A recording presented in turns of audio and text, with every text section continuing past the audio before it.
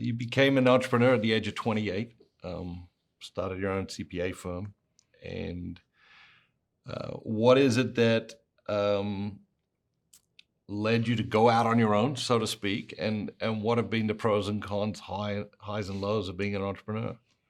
I think going out on my own, it was probably mostly irrational exuberance, I think. It was interesting. The firm I worked for, I'd worked for them my last year of law school, and I worked for them for 4 years. And they treated you very much like you had your own firm. It was like, these are your clients, you're in charge of them. You're going to send them a bill. And so, I mean, the very first month I was there, they gave me a big computer thing, and here's your clients to bill. And it was like, some of them I didn't even know who they were. And so after 4 years of that, I thought, well, I know how to do that part of it. And there were good people there I worked with, smart people, and I learned a lot.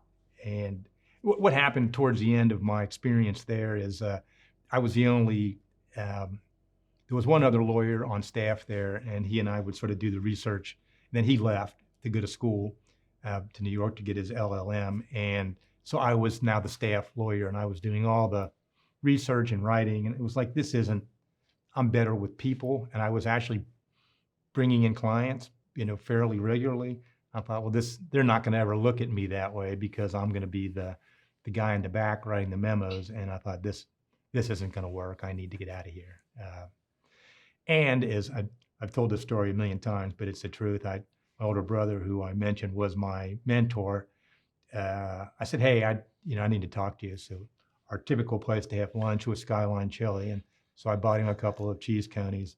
And I said, hey, this is it. I'm going to leave this firm. And I want to go to work with you. And he was a partner in a law firm downtown. And he just started shaking his head. And he said, nah.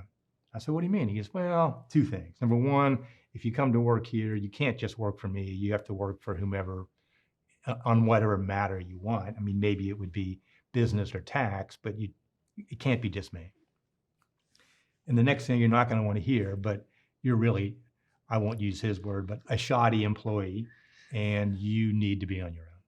So he said, hey, if it doesn't work out, you can always get a job in either law or accounting, but you're young, you don't have of course, by that time we had a child, so you only have one child, and you have a low mortgage, and Mary Jo's working. So why don't you give it a shot? So I did. Unfortunately, that's about the level of thought I gave it. And I thought, he's right, I can do this. And never looked back. After a year, what did you think about that decision? By far the best decision I ever made. Already after 1 year? I was making twice as much money and having 5 times as much fun. And it was funny because Mary Jo, after, probably 2 or 3 months into this, she said, I got a new husband. I said, really? Was I that miserable before? She said, yeah, you were pretty hard to deal with. So wow.